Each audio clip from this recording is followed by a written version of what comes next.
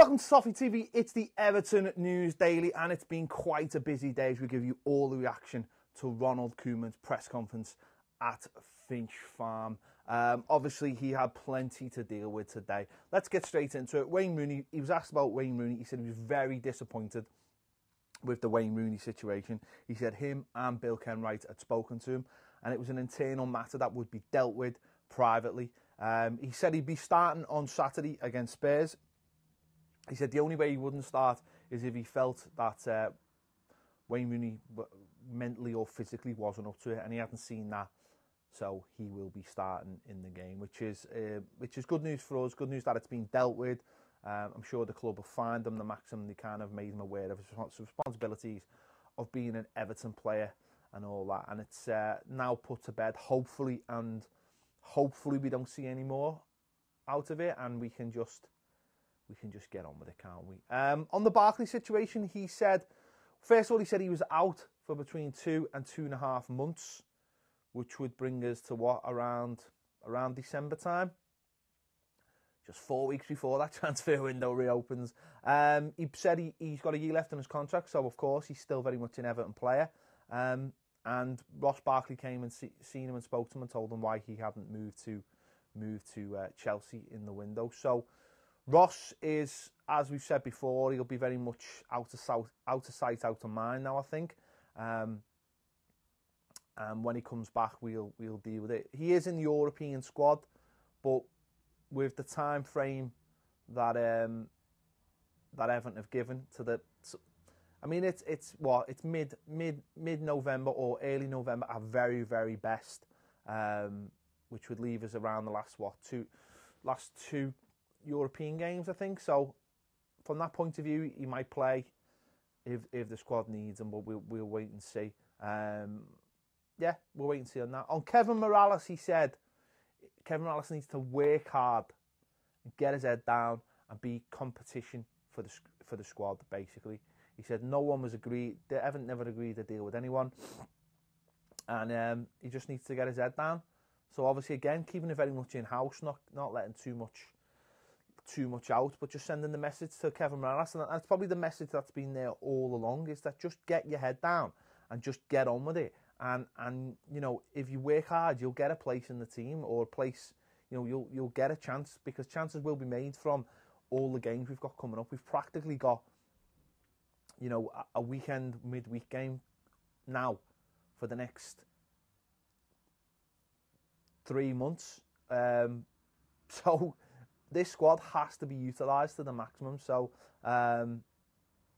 yeah, Kevin Mirallas just needs to get his head down and just work hard and stop being a strop, because he's going nowhere till January at least, unless a Turkish team comes in with a very late bid. But I don't think he would let him go anyway at this point now, because just because he needs all those players. So that is Kevin Mirallas told.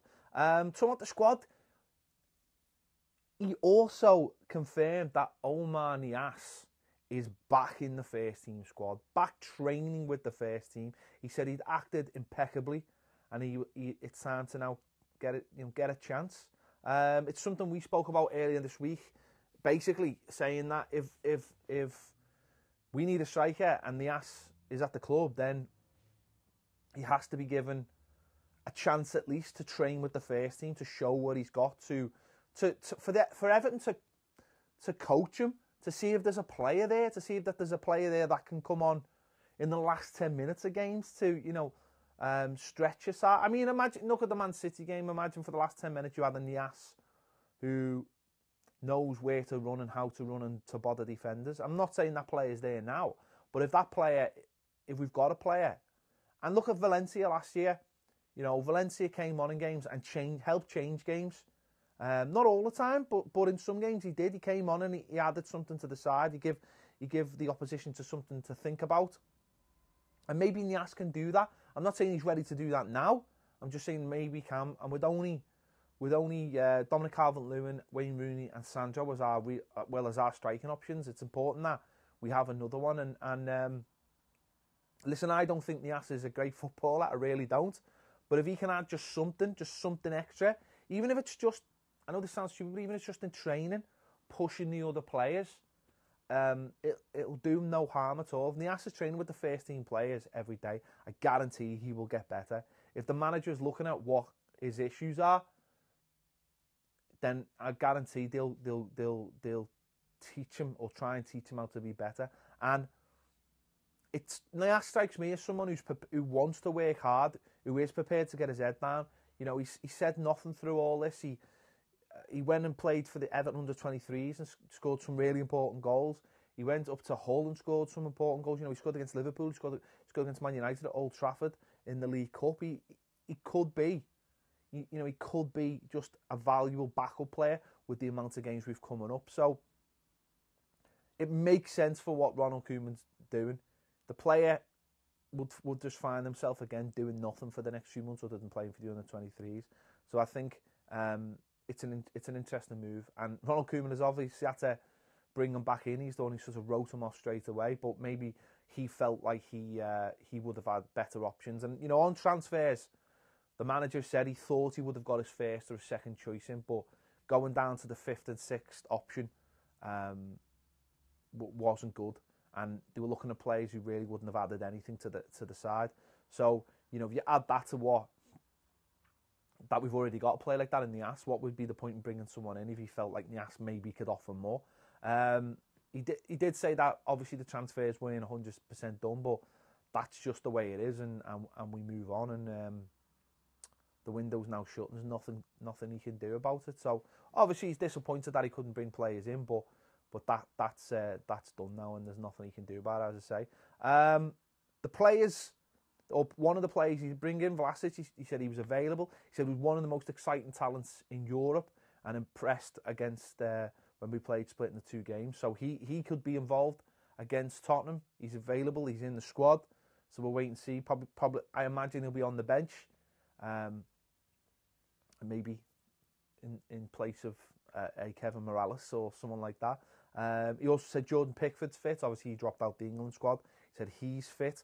And on that transfer window, obviously, there's been a big change today. The transfer window next year will now shut on the Thursday before the season starts at 5 o'clock. Now, there's mixed feelings about this, I've noticed. Some people are saying, well, this is bad because the European teams are going to have 2 or 3 weeks on us, and they might have more time to get talent in that we want, or might take some of our players' offers because they've got that time. I mean, I think it's very positive. I think it's a chance for managers to get the players in earlier, because the window, I imagine, will open earlier now. Everyone's business will be done early. You'll still get a frantic end. Don't get me wrong. You'll still get the frantic end like you always do.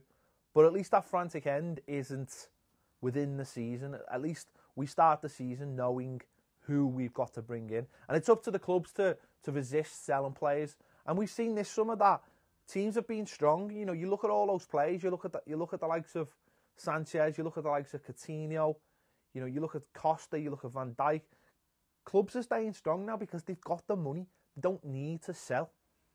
They're making a point to everybody at the club and everyone else that we are not a selling club. We don't need to sell. Clubs will do business when they need to do business now. And I think it'll just get the ball moving a lot faster. And a lot of people will say, well, what's the point if the European clubs aren't doing it? I imagine those other leagues now will be looking at this and saying, you know what, why aren't we doing that?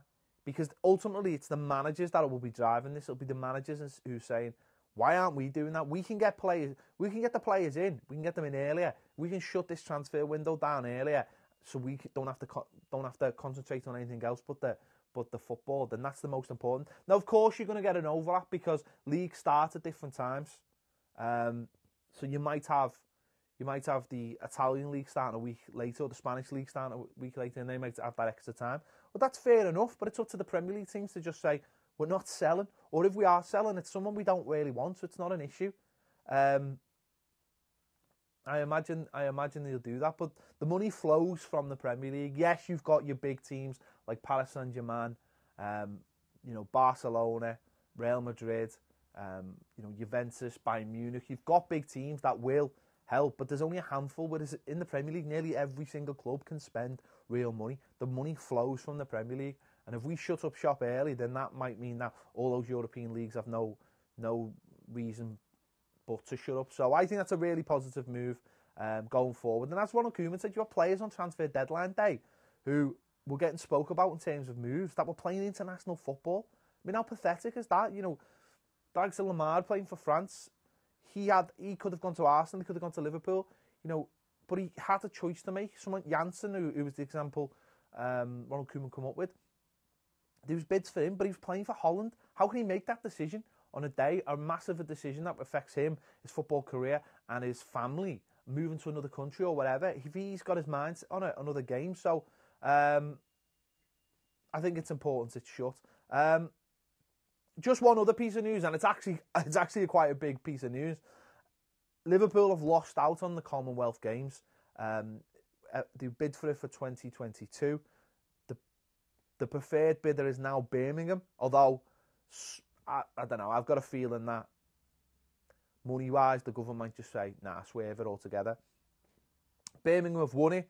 Now, the reason why I think Birmingham have won it over Liverpool is because a lot of the sites Liverpool were proposing were not part of a legacy, which is what people like. You know, things that weren't going to stay in place. This country's already had the trouble with the Olympic Stadium, which is now West Ham's stadium, and all the fallout from that. And I think it was important probably for the government not to do that again. The Birmingham site is offering a stadium that will be an athletics purpose-built stadium, I think. I think that's important for the country as well, so I can understand why they won it. Whereas the main stadium for the Olympics was going to be Everton Stadium, of course, and that had no long-term legacy for athletics in Liverpool. It was just going to be a football stadium, of course. So a lot of people getting worried about that. I don't think there's anything to worry about.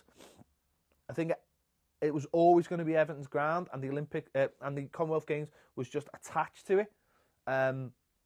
Nothing was in place regarding it being conditional of being the Commonwealth Games. It was always going to be Everton's ground. And in fact, it could be positive in two ways. The running track, the temporary running track, doesn't have to be figured in now to any plans. And also, I don't know if this is a positive or a negative, but there's no time constraints now. They don't have to push forward. Now, that might be a positive in terms of they don't have to worry about having a really, really complex design and having it done by 2022.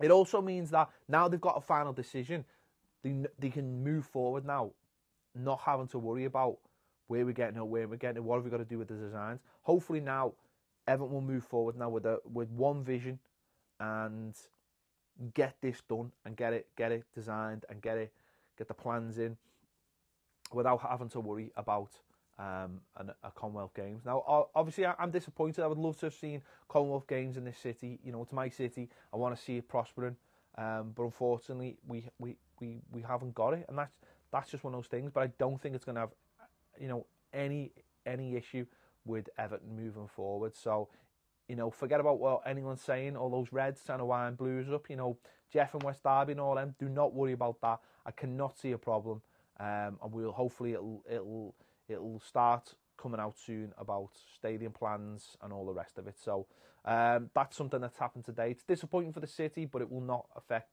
Everton Football Club. Let me know your thoughts on anything we've covered today. There's been a lot to talk about, a hell of a lot to talk about today. Let me know your thoughts in the comments. Thank you for watching Toffee TV as ever, and I'll see you later.